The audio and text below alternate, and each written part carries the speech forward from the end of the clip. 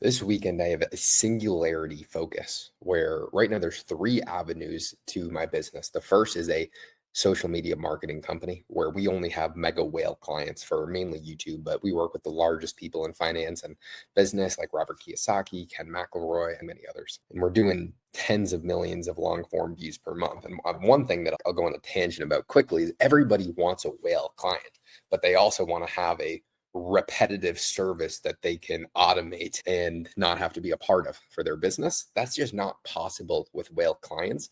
You have to have completely personalized approaches to every single one of the clients, because it's one thing if you're running, let's say, a YouTube marketing for some nobody and you get a few thousand views, but if you're doing it for Robert Kiyosaki, that if you fuck up, that is going to be seen by millions and millions of people, and that's going to impact his brand, which is an absolute no-go. So you have to have I 100% personalize what we're doing to every single client that we have to based upon their needs. Robert likes to do things a certain way. Ken likes to do things a certain way. Another guy that I work with, he likes to do things a completely different way. Every single guy that I work with, we just tailor our approach to make their lives as easy as possible. With the richer and wealthier people and the older people that you're helping, because I mean, average people we're working with is pretty old. They all have a very distinct personality type that you need to tailor your approach to them for any service. It doesn't matter what it is. And I'm speaking broadly because this is broadly spoken. And so anyway, we can make money from a few different ways. We have a fee that we have for what we're doing. And then we can also do a revenue share for their products and services. The third thing is sponsors. Because I work with some of the biggest names and we are continuing to grow in every aspect, and at least I'm friends with every single person in the space, a lot of sponsorship companies would be willing to pay substantial amounts of money to have these people promote their product. If you're seeing ads, like a bunch of gambling websites that are sponsored by the biggest people that are in the, let's say, brain rot space, or Kevin Hart, and all these people that have massive brands, they'll go and take companies like Conor McGregor with his whiskey or whatever, his alcohol brand. Every single person has something, and that's because they're super famous, and if they're drinking it, other people are going to start to drink it as well.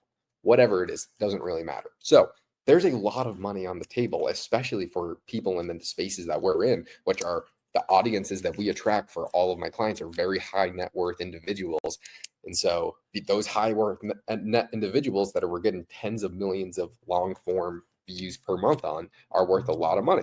So there's a lot of deals that can be structured. I've negotiated splits with every single one of my clients that are really good for sponsorship deals because I'm in charge of getting them views. I'm also now in charge of getting them sponsorships. And we so far just have one sponsor that sponsors a lot of my clients, but that only fills up about 2/10 of our view slots for all clients. And actually probably 1/10 if you include my other friends that I could also be doing this for. So this weekend, because during the week I'm super, super busy, all I'm doing is hyper personally reaching out to sponsorship companies. So I'm actually going to share my screen and I'll show you guys what I do and how I'm doing this using AI to streamline the process to make this substantially better. And I think this is pretty valuable no matter what you're doing. So all I'm doing is, my spelling is terrible and I'm rushing this, and I'm not going to list every single one of my clients here, and my spelling's terrible. I was apparently had dyslexia or something like that. So now all I'm doing is now I have a list of companies that would be a great fit. So Interactive Brokers would be an incredible fit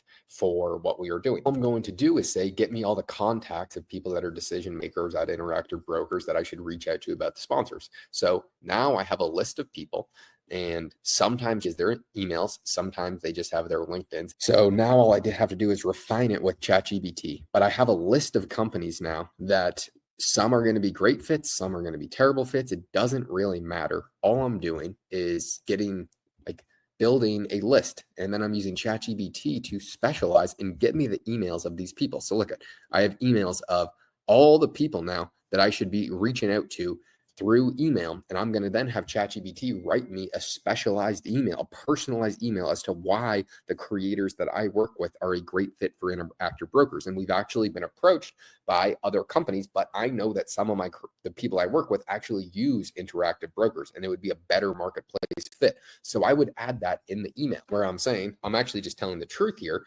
We've been approached by other brokers with the clients I work with. But the clients I work with actually use Interactive Brokers, and that our channels want, and all of our audience wants to invest globally. And we have a huge international audience. So write a personalized email around this. Now I have an incredible email that I'll tweak up a little bit to add to the personality, but I'm now going to actually send this email to these people.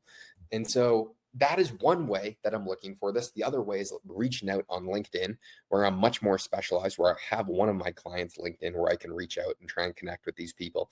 And this is just cold outreach personalized. The only cold outreach that I've ever seen work in human history is personalized cold outreach. I've never seen anything else work.